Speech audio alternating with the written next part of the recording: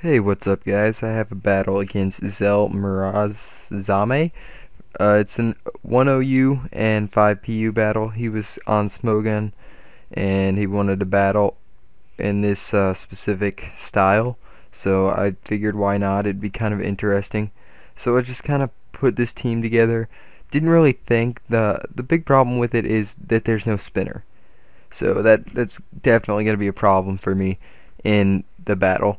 But I do have a few things to say before we get started, such as my computer is fixed. I now have Wi-Fi, so that means I can battle whenever I want, really.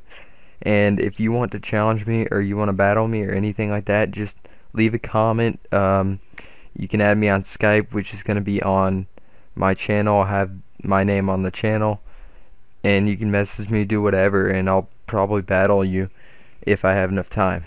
And one more thing, I was thinking of doing a Nuzlocke again, and if you were interested in that, comment and leave a game that you want me to Nuzlocke, because I can do that if I want, if you want, but yeah, it's really up to you guys. So getting the battle here, he sends out his Wormadam as I go to my Unpheasant, and I'm gonna go for the obvious taunt. That was way too obvious. I was kind of thinking what his playing style was gonna be, just going for the taunt just in case he wanted to set up Stealth Rocks directly, but he made a very good prediction and went for the Gyro Ball straight off. So I'm gonna go for the U-turn just so I can switch out and take advantage of maybe getting my hazards up with the Gabite. So I'm going to send out my Eviolite defensive Gabite against his Wormadam, and obviously because his Wormadam is taunted, it cannot do anything to me. So I'm just going to go for the Stealth Rock. I wasn't really sure about this Beedrill.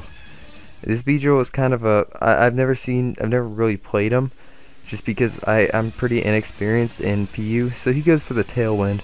It's a pretty good move on his part. And then he has Focus Sash. At this point, I pretty much knew what was going to happen. He was going to go for the Endeavor and get my Rough Skin, and then he would be knocked out by the Rough Skin, which kind of sucks for me because now I don't have my Gabite, which is an awesome defensive wall. Kind of leaves me open to some of the stuff that he has on his team as he goes back into Wormadam.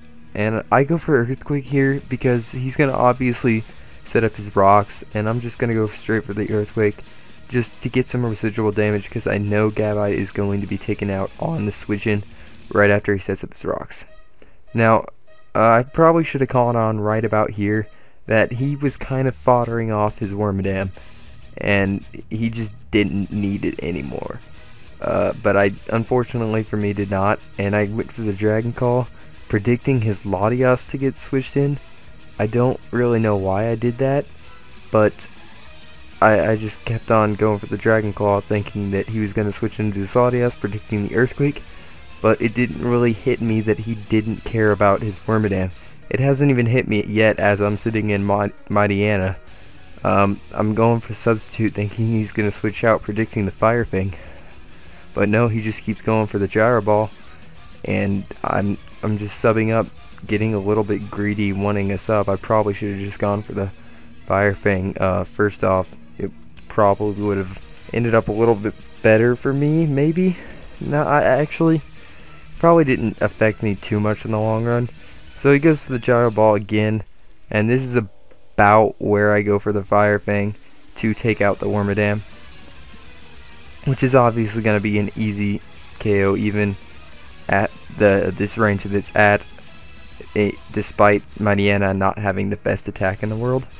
But it really makes it better because it has Moxie as the ability, which increases the attack by 1.5, obviously. So I take out the Wormadam and I get the plus 1.5 times attack times my bad, and he sends out his Latias. Unfortunately, I overpredict. I think I was just being stupid there. Go for the Sucker Punch. It's obviously going to set up a sub, and I sped up the speed here because it's really just a stally part. Me going for crunches, he's going for substitutes, and not really getting anything accomplished here. He right about here was when he got greedy. He went for the recover, and it kind of screwed him over in the long run because after he goes for that recover, I can just keep on going for crunches and he can't do anything, because he can't take me out with Dragon Pulse even at this range HP, because I do have some defensive investment. I have like maybe 100 EVs and HP. This is a really kind of complicated set. I didn't really make it be able to tank Latias, because obviously Latias isn't that much of a threat in PU because it's not used. But I did incorporate some HP EVs just in case it needed to tank some, because it's not really the fastest Pokemon in the world. So he goes for Dragon Pulse. It does about 50%, and that's not really that good for me. It kind of leaves it in range where that Sneasel that he has can come in and probably take me out. At least that's what I think. So he does exactly what I just said. He goes into Sneasel and goes for the Ice Shard. Now, this was incredibly obvious. I really shouldn't have gone for the Sucker Punch here. Should have just gone straight for the Fire Fang. It